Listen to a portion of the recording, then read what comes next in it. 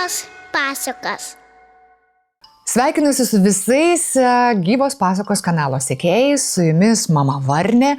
O šįkart paskaitysiu knygą apie baltą vilką.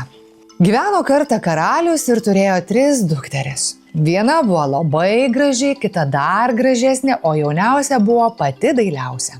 Sugalvojo karalius išvykti į kelionę. Tam, kad pasamdytų tarnaitę, kuri prižiūrėtų namus, gyvuliukus pašertų. Jauniausia duktė ir sako: tėti, nereikia man jokių tarnaičių namus, aš pati prižiūrėsiu, su seserimis ir gyvuliukus pašersim. Parvežk man gyvų gėlių puokštę. Išvažiavo karalius į kelionę. Vienai dukrai nupirko šilko suknę. Antrai nupirko brangią nosinaitę. Nuo jauniausiai dukrai gyvų gėlių visame mieste niekur nerado. Važiuoja namo per girią, tik žiūri, šalia kelio tupi baltas vilkas, o jo galva gyvų gėlių puokštė puošia. Karalius ir sako vežėjui: lipk iš karietos, paimk tas gėles ir atnešk. Bet vilkas žmogaus balsu prašneko: galingas karaliau, ne taip pigu gauti gyvų gėlių puokštę. O karalius ir klausia: o ko tu nori? Aš tave pinigais apipilsiu. Nereikia man tų tavo pinigų, tik prižadėk atiduoti, ką pirmiausia sutiksi. Ėmė ir prižadėjo karalius vilkui atiduoti jam tai, ką sutiks pirmiausia už tą gyvų gėlių puokštę. Bet nieko daugiau kelionėje karalius nesutiko, o kai privažiavo savo namus, didžiulį dvarą, pirmoji išbėgo jo pasitikti jauniausiai duktė ir pamatė, kad tėvas staiga patapo labai nusiminęs. Ko tu toks liūdnas, tėveli? Paklausė karalaitė. Kaip aš nebūsiu liūdnas, atsakė karalius, kad pažadėjau tave baltam vilkui. Ateis 3 dieną į dvarą, tau reikės su juo eiti. 3 dieną atėjo vilkas į dvarą ir sušvilpė: atiduok man, ką žadėjai. Karalius sumanė gudrumu vilką apgauti. Aptaisė kambarinę kaip karalaitė ir nuvedė vilkui. O tas ir sako: sėsk ant manęs, nunešiu į savo dvarą. Mergaitė atsisėdo jam ant nugaros ir vilkas nulėkė į girią. Pribėgo tą vietą, kur tupėjo su gėlių puokšte ant galvos ir sako: sėskim pailsėti. Sėdo pailsėti, o vilkas tarnaitės apsitaisiusios karalaitė ir klausė: ką tavo tėvas veiktų, jeigu gautų šitą girią valdyti? Mano tėvas neturtingas, atsakė mergaitė. Jis medžius kirstų ir statines darytų, jas parduotų ir vis duonos kąsnį turėtų. Vilkas sako: tai ne toji, sėsk ant manęs, nešiu dvarą, iš kur tave paėmiau. Atnešė tarnaitį dvarą ir vėl švilpė: atiduok man tikrąją, o kad neduosit, išgriausiu visą dvarą. Verkė karalius tėvas, verkė karalienė motina. Eik, vaikeli, sako savo jauniausiai dukrai, kad jau esi pažadėta baltajam vilkui. Taigi užsisodino vilkas tikrąją karalaitę ant nugaros ir nunešė į tą pačią vietą, kur ana sėdėjo. Ir vėl klausė: ką tavo tėvas veiktų, jeigu šitą girią valdytų? Mano tėvas medžius kirstų ir naujus dvarus statytų, kad dabar turtingas, paskui dar turtingesnis būtų.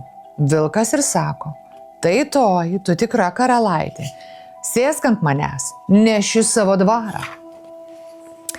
Nunešė karalaitė vilkas per girias, per raistus į savo dvarą. Rūmai dailiai išstatyti, kiemai akmenimis grįsti, didžiuliai. Karalaitė ir sako: gražus dvaras, vilke, tik man bus labai liūdna be tėvo ir motulės gyventi. Pagyvenk čia metus, sako vilkas, tada eisim tavo tėvų aplankyti. Karalaitė viena gyveno tame dvare. Po metų prieina baltas vilkas ir sako: šiandien tavo vyriausioji sesuo išteka, renkėsi vestuves, aš tave nunešiu, bet kai ateisiu tavęs paimti, tu nieko neklausyk, nei tėvo, nei motinos. Vos tik sušvilpsiu, viską mesk ir eik pas mane, kitaip nerasi kelio, kaip grįžti per girias. Nunešė vilkas karalaitę į sesers vestuves ir paliko švęsti.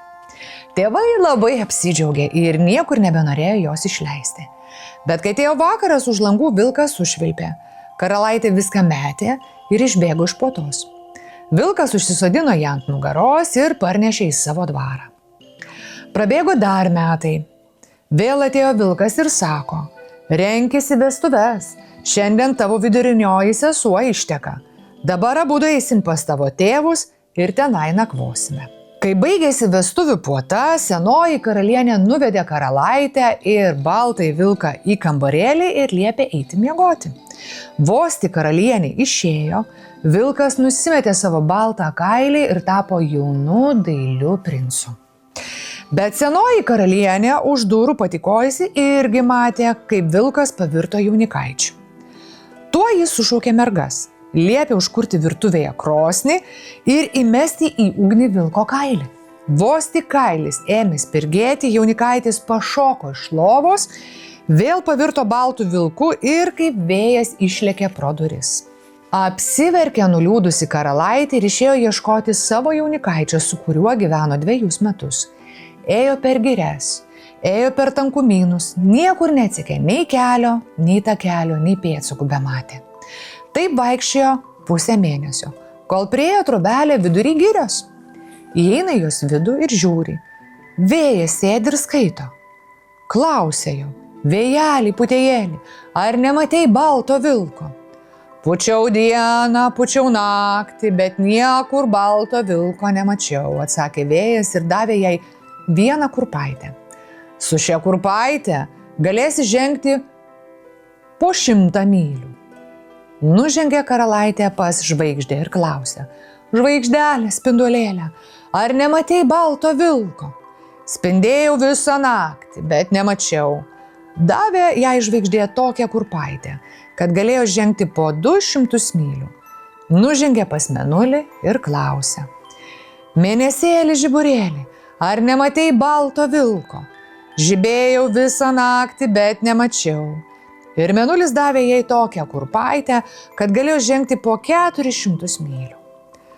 Nužengė pas saulę karalaitė ir klausė: saulelė, švieselė mano, ar nematei balto vilko lakstančio? Mačiau, bet tavo baltas vilkas rengiasi vesti kitą, atsakė saulė. Gyvena stiklo kalne, dieną baltų vilkų laksto, o naktį jaunikaičių atvirsta. Tu nužengsi palei tą kalną, rasi kalvę. Įėjusi, paprašyk apkaustyti rankas ir kojas ir nukalti 4 sieksnių grandinę. Tik tada užlipsi ant to kalno ir rasi vilko dvarą. Davė jai saulė tokią kurpaitę, kai žengė 500 mylių nužengė. Davė tokį ratelį, kai jis samanas verpė, šilko siūlai bijosi. Davė ir peilį, kai į medį drožė, aukso skiedrelės krito. Ir išėjo karalaitė balto vilko ieškoti. Nužengė už 9 girių, už 9 upių, rado stiklo kalną, o prie to stiklo kalno stovi kalvė. Apkaustė kalavijas jai rankas ir kojas, nukalė 4 sieksnių grandinę, su kuria užlipo karalaitė ant stiklo kalno.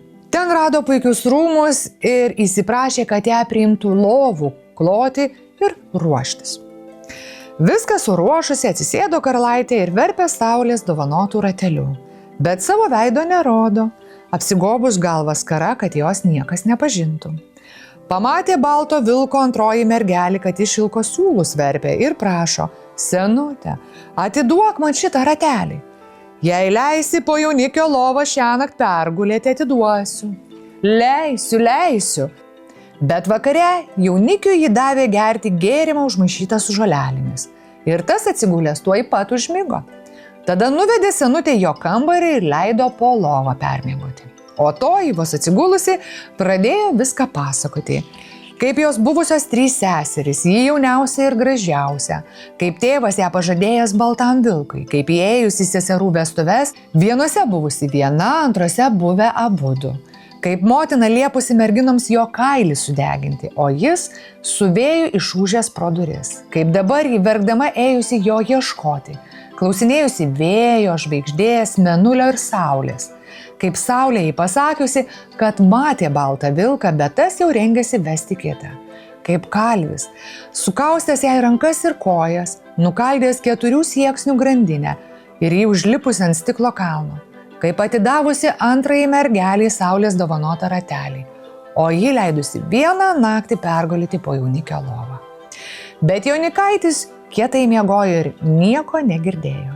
Tik sargybiniai, budintys prie durų kiaurą naktį, girdėjo senutę kalbant ir rytą pasakė ponui: ką ten toji senutė šiąnakt po jūsų lovą tiek daug šnekėjo? Parūpo ir jaunikaičiui tai sužinoti, jis žadėjo kitą naktį nemiegoti ir pasiklausyti, kągi neva senolė porina. O karalaitė vėl paklojo lovas ir atsisėdusi drožinėja pagaliukus saulės dovanotų peiliu. Ji drožė, o aplinkui aukso skiedros krinta. Pamatė antroji mergelė ir prašo: senutė, atiduok man šitą peilį. Jei leisi dar vieną naktį po jaunikio lovą pergulėti, atiduosiu. Leisiu. Vakare ji vėl davė jaunikiui gėrimo žolelėm užmaišyto, bet tas juos išpylė ir atsigulė negėręs. Naktį karalaitė po lovą gulėdama vėl ėmė pasakoti, kaip jį baltam vilkui buvo pažadėta, kaip per didelį vargą jį surado, kaip tas rengėsi vesti kitą. Jaunikaitis šįkart viską girdėjo ir suprato, kad atsirado jo pirmutinė mergelė, jo didžioji meilė. Rytojaus dieną jis sukvietė daug svečių ir pasakė: pikta ragana mane buvo užkeikusi, aš tol turėjau baltų vilkų lakstyti, kol mergelė mane taip pamils, jog dėl manęs jokio vargo nepabijos. Vai ačiū tau, karalaitė, kad mane iš piktų burtų išvadavai. Tuoj buvo iškeltos prašmatnios šaunios linksmos vestuvės, vykusios net 3 dienas. Svečiai tiek ūžė ir šoko, kad net stalo kojos kilnojosi. Tiek pasako šį kartą. Su jumis buvo Gyvos pasakos, prenumeruokite mūsų kanalą, sekite mūsų socialiniuose tinkluose, o aš sakau iki kitų pasakų.